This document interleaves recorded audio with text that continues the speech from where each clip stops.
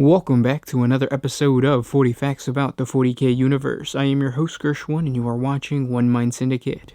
Today we talk about why the Emperor of Mankind hates the Imperium.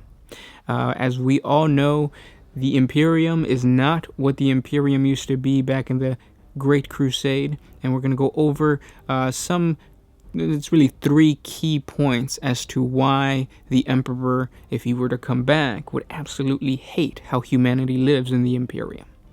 If you guys are new to the channel, subscribe because we post Warhammer 40K content every single day, just like this. And if you have any requests or topic ideas, please comment down below. With that said, let's get into 3 reasons why the Emperor hates the Imperium. The Emperor of Mankind is described as the father, guardian, and god of humanity. He is venerated by the Imperium and is seen as the greatest embodiment of universal order in the galaxy. It is his teachings that give meaning to everything that the Imperium stands for. But is the average Imperial citizen correct in believing that the God Emperor truly loves the Imperium as it stands today? There is no doubt that the Emperor's sacrifice gives humanity the ability to remain united, and one of the most powerful intelligent races in the Milky Way galaxy, as well as being the most dominant in terms of both population and territory held. But if the God Emperor were to rise up from his golden throne and return to his people, would he respect the Imperium that he helped create? The Imperium's rule, carried on in the Emperor's name since the end of the Horus Heresy by the High Lords of Terra and a multitude of Imperial organizations, has been long, oppressive, and necessarily harsh. But has the current Imperium strayed off the path that the Emperor intended mankind to follow? The answer is yes. The Emperor of Mankind would hate the Imperium of Man as it stands today. Humanity no longer holds the teachings laid out by the Emperor 10,000 years ago. The Emperor of Mankind brought humanity out of the Age of Strife and saved them from their barbaric and oppressive state, because he knew that if humanity followed his teachings, the Imperium of Man could one day bring peace and prosperity to humankind and defeat chaos. The Imperial Truth became the Emperor's curriculum, which he used on all worlds he brought into his new Imperium of Man. The Imperial Truth is the name given to the secular, rationalist ideology promulgated by the Emperor of Mankind during his Great Crusade to reunite all worlds of mankind beneath the umbrella of the newborn Imperium of Man. The Imperial Truth was pioneered by the Emperor on Terra even before the Great Crusade began, and is a collection of ideologies that uphold the core values of reason, science, and secular progress over the older traditions of religion, superstition, and faith that have long defined many of the human worlds that had fallen into the darkness during the Age of Strife.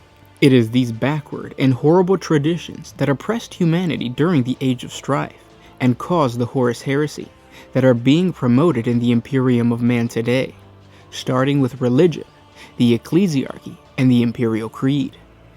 The ecclesiarchy, or correctly named the Adeptus Ministorum, is the official state church of the Imperium of Man.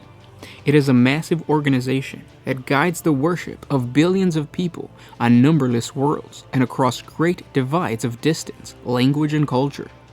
The core of the ecclesiarch's spiritual and temporal power is the cult Imperialis, also known as the Imperial Creed or Imperial Cult. In the 41st millennium, the Imperial Cult has almost unrivaled power and influence within the Imperium.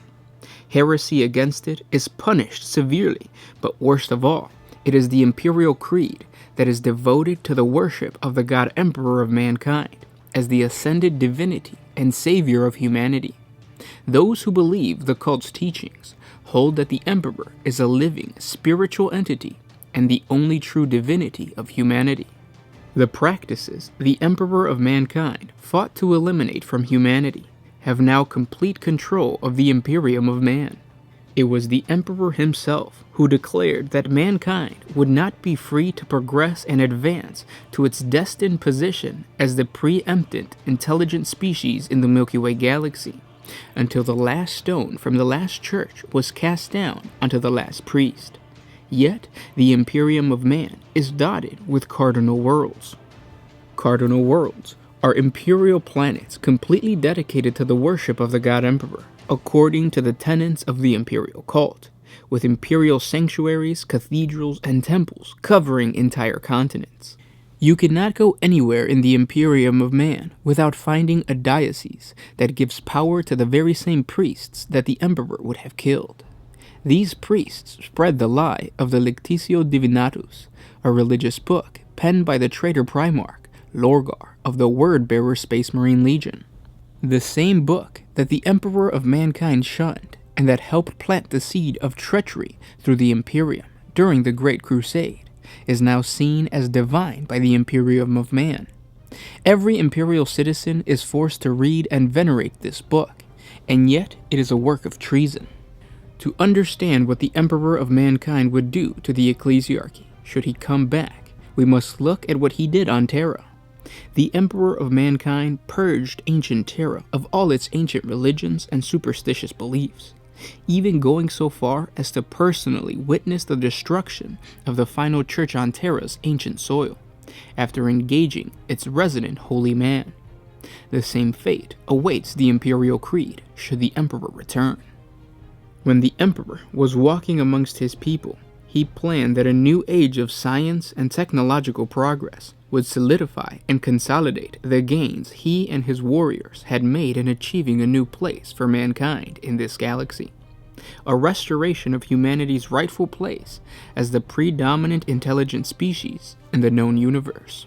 The Emperor supported all the scientists, skeptics, and thinkers on whom the Emperor's plan for a united, galaxy-spanning human civilization hinged. The Emperor created a new renaissance that spread throughout his Imperium. New technological advancements were promoted, curiosity amongst the Adeptus Mechanicus was encouraged, and civilian life bloomed after a new STC from the Dark Age of technology was discovered, and of course it was shared. In today's Imperium, technology has stagnated. Innovation and curiosity is seen as treachery.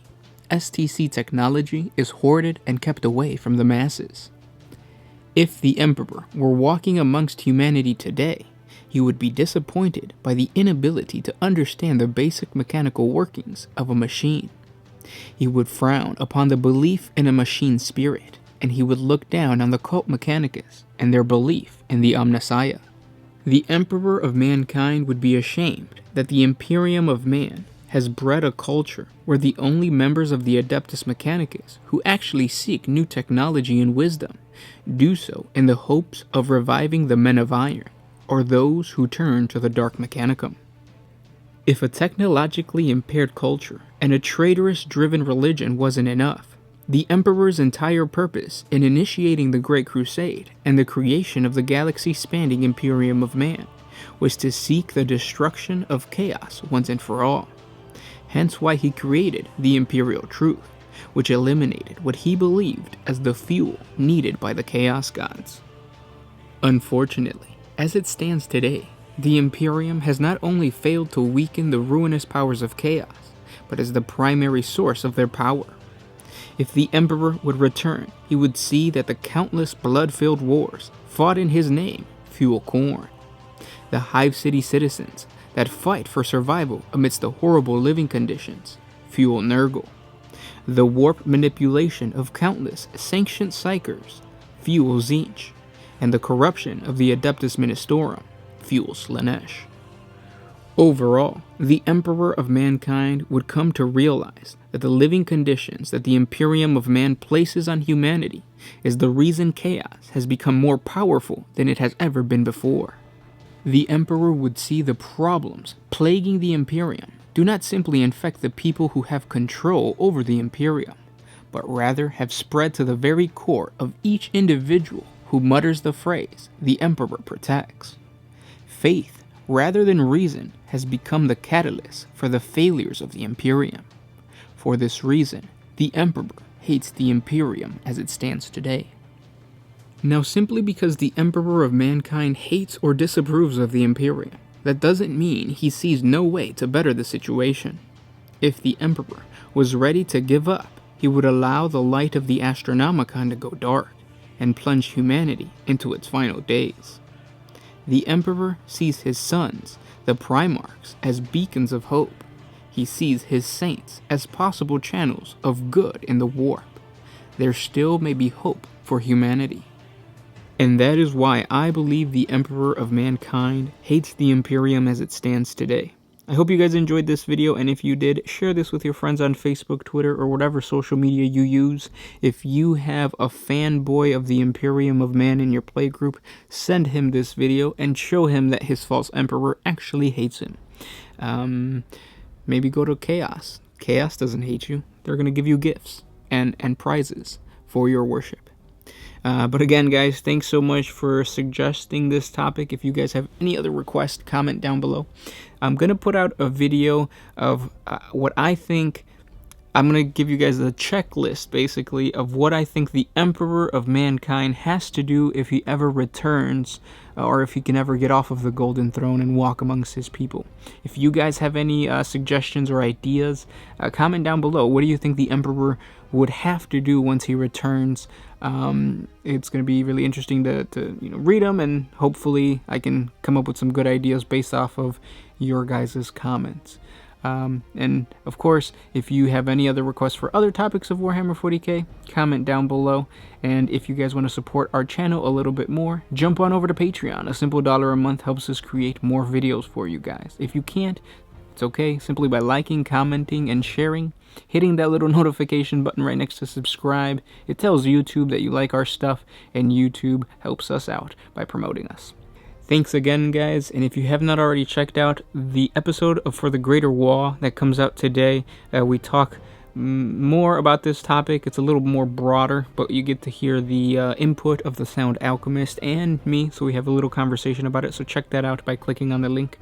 But again, guys, see you tomorrow. This was Gershwin with One Mind Syndicate, signing out.